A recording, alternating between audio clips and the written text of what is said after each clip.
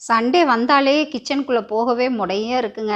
ஐயோ! யாராவது இன்றைக்கி சமைச்சு கொடுத்தா நல்லா இருக்குமேன்னு தோணும். ஆனால் நான்வெஜ் மட்டும் நம்ம மசாலாவிலேயே நம்ம கைப்பட செஞ்சால் தாங்க நமக்கு ஃபுல்ஃபில்லாக இருக்கும்.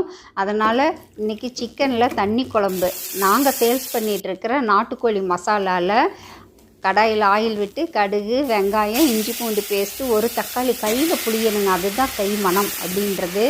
அப்புறம் சுத்தம் பண்ணி வச்ச சிக்கன், உப்பு, மஞ்சப்பொடி எல்லாம் போட்டு ஒரு 10 நிமிஷம் வேகட்டும். தேங்காய், வதக்கி வச்ச வெங்காயம், சோம்பு அரைச்சி வச்சுக்கோங்க. அது கூட நம்மளோட நாட்டுக்கோழி மசாலா அதை போட்டு பெரட்டி தேவையான அளவு தண்ணி, அரைச்சி வச்ச தேங்காய் எல்லாம் ஊற்றி கொதிக்க வச்சு எடுத்தால் தண்ணி குழம்பு சூப்பராக தயாராகிடுச்சுங்க.